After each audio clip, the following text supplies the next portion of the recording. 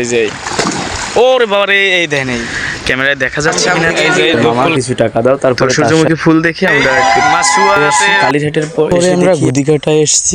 Guys সবাই কেমন আছেন? আশা করি সবাই ভালো আছেন। হ্যাঁ, আমিও ভালো আছি। তো সবাইকে জানাচ্ছি শান্ত কুমার এবং শান্ত অফিসিয়ালের পক্ষ থেকে অনেক অনেক শুভেচ্ছা ও অভিনন্দন। তো আজকের যাচ্ছি আমাদের নীল উৎসবে। তো আজকের নীল উৎসবে যাচ্ছি আমি মাছুয়ার উদ্দেশ্যে। তো আমার সাথে যাচ্ছে ভাই আছে, অনুপ আছে, তারপরে সম্রাট আছে আমাদের, তারপরে আমার সাথে যাচ্ছে, আমি যাচ্ছি দাদার সাথে। তো দাদা বের হইতে আছে, তো আমি বাড়ি থেকে বের হয়েছি। আমরা যাব মাছুয়া এবং গুদিঘাটাও নিলে হয়, সেখানেও যাওয়ার উদ্দেশ্য ছিল। মাছুয়া থেকে গুদিঘাটা যাওয়ার ইচ্ছে আছে, ঠাকুর যদি কৃপা করে তাহলে যাইতে পারি। যদি যাই তা আপনাদেরকে দেখানোর চেষ্টা করব। আর আমরা কোথায় কোথায় ঘুরতে যাই তো আপনাদের কাছে সব কিছু শেয়ার করব, যে দেখানোর চেষ্টা করব। তো সবাই ভিডিওটি দেখতে থাকবেন এবং ভিডিওটি কেমন হয় প্লিজ কমেন্টে জানাবেন। ভালো লাগলে লাইক কমেন্ট শেয়ার করবেন। তো আর যারা যারা আমার পেজটি ফলো করে নেয় তারা আমার পেজটি ফলো করে দিবেন। যারা আমার ইউটিউব চ্যানেল থেকে দেখছেন তারা আমার ইউটিউব চ্যানেলটি সাবস্ক্রাইব করবেন। এবং আর অনুপ আর সম্রাট কিন্তু আগেই চলে গেছে, আমি আর দাদা এখন রওনা হব। তো আপনাদের দেখানোর চেষ্টা করছি, এই যে এই সম্রাট আছে, এই যে এসকে সম্রাট, মুড়িপোড়া বিনোদনের এই যে কন্টেন্ট ক্রিয়েটর একজন লোক। কি যাচ্ছ কোথায় ভাই? আসো। তার ভাব দেখে দাঁড়া, তার ভাব দেখে কিন্তু বোঝা যাচ্ছে যে সে কোথাও যাইতে আছে। অবশেষে দাদা আসলো, তারপরে আমি আর দাদা রওনা হলাম মাছুয়ার উদ্দেশ্যে। তো মাছুয়ার নিলে ওই জায়গায় যাবার পথে দাদা বলল যে আমরা ফেরিঘাট বয়ে তারপরে আমরা মাছুয়া নীলের উদ্দেশ্যে যাই। আমরা ফেরিঘাটে যাবার পথে আপনাদের দেখানোর চেষ্টা করছিলাম যে আমরা ফেরিঘাটের উদ্দেশ্যে রওনা হলাম। সেখানে কিছু সময় আমরা সময় কাটিয়েছি এবং গাইস মাছুয়া নীলের উদ্দেশ্যে আসলাম, পাশেই আমাদের মাছুয়া ফেরিঘাট। দাদা বলল যে মাছুয়া ফেরিঘাট বয়ে তারপরে আমরা নীলের ওই জায়গায় যাই। তো আমার পিছনে দেখতে পারতেছেন এই যে আমাদের ভলেশ্বর নদী দেখা যাচ্ছে, আপনাদের দেখানোর চেষ্টা করব। রৌদ্রটা একবারে আমার মানে উপরে, এই জন্য একটু ক্যামেরার দিকে তাকাতে আমার একটু কষ্ট হইতে আছে। তো আপনাদের দেখানোর চেষ্টা করব। খুব সুন্দর আবহাওয়া এবং খুব সুন্দর একটা বাতাস। তারপর নদীতে দেখানোর চেষ্টা করব যে খুব অনেক ঢেউ হইতেছে, নদীতে অনেক ঢেউ। তো আপনাদের দেখানোর চেষ্টা করব। তো আপনারা সবাই দেখতে থাকুন। মাছুয়া ফেরিঘাট নদীর পার, এই যে দেখতে পাচ্ছেন নদীতে কিন্তু ঢেউ চলতে আছে প্রচুর পরিমাণ এবং বাতাস হইতে আছে, এই যে দেখতে পাচ্ছেন। আর নদীর উপরে কিন্তু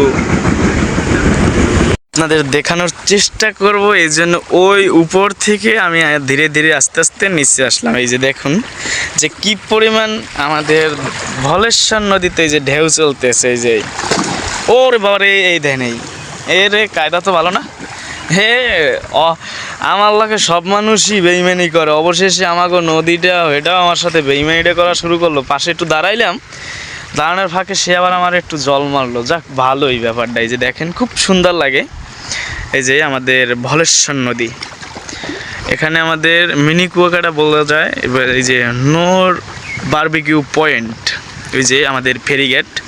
ক্যামেরায় দেখা যাচ্ছে কিনা, রৌদ্রর কারণে কিন্তু আমি ক্যামেরার দিকে তাকাইতে পারতেছি না। ওই যে দেখেন নদীর উপরে একবারে রৌদ্র। এখন টাইম 4:29। এই যে বসার স্থান আছে ভালো। এই যে খুব সুন্দর একটা পরিবেশ, মনোরম একটা পরিবেশ নদীতে। কিন্তু এখন বাতাস চলতেছে, এই কারণে একটু ঢেউটা বেড়েই চলছে। এই যে দেখতে পারতেছেন, আপনাদের দেখানোর চেষ্টা করছি। এবং মেন কথা হলো অবশেষে এই যে মাছুয়াতে পদার্পণ করলাম। সকল মানুষ এই যে আছে দেখতে পাচ্ছেন, সব কিছু দেখানোর চেষ্টা করবো আপনাদের। অবশেষে আমরা মাছুয়ায় চলে গেলাম। তারপরে যে দেখি যে মেলা অলরেডি বসে গেছে। তারপরে আমি গৌরীর সাথে একটি পিক নিলাম। ধূপফুল কিনবই ছোট ছোট গৌরীকে তো শিবের সাথে আমি ছবি তোলার ইচ্ছা ছিল, তারে পাইনি। তারপরে দেখি গৌরী আসলো, তারপরে গৌরীকে তো আমি চিনি, সে আসে বললো যে মামা কিছু টাকা দাও। তারপরে তার সাথে একটা পিক তুললাম, তারপরে টাকা দিলাম। তারপরে আমরা ধূপ ফুল পড়তে গেলাম। তো আমি, অনুপ আর সম্রাট, আমরা তিনজন। গাইস আমরা মাছুয়া বেশি সময় রইনি, কারণ এই জায়গা বেশি একটা মানুষজনের পরিবেশ নাই আগের মতন।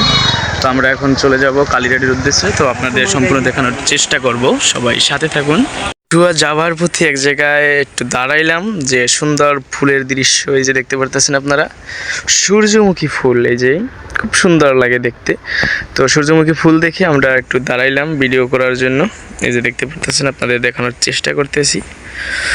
সব ফুল ফুটে নাই এখনও, কিছু কিছু ফুল ছোট ছোট রয়ে গেছে, ফুটলে আরও ভালো দেখাবে, এই কারণে সব বেশি এটা ভালো দেখাইতেছে না, এই দিকে একটু বেশি আর এই দিকে একটু কম, তো এই কারণে বেশিটা ভালো দেখাইতেছে না। মোটামুটি এদিক যেদিকে একটু বেশি ফুটছে ওই দিকে মোটামুটি ভালো দেখায়, আর এদিকটা তো বেশি একটা ফুটে না। হয়তো এই এক দাগ কালীরহাটের উদ্দেশ্যে যাচ্ছি নীল দেখতে।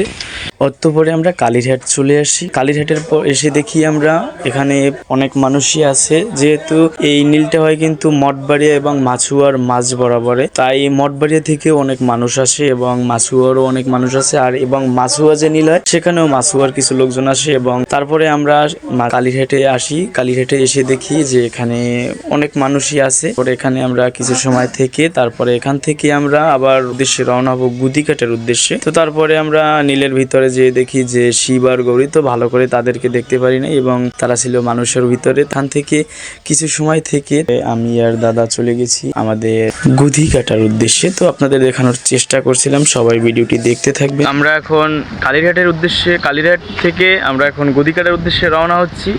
আপনাদের সব কিছু দেখানোর চেষ্টা করব, সবাই সাথে থাকবেন। আমরা এখন গুদিঘাটের উদ্দেশ্যে রওনা হচ্ছি।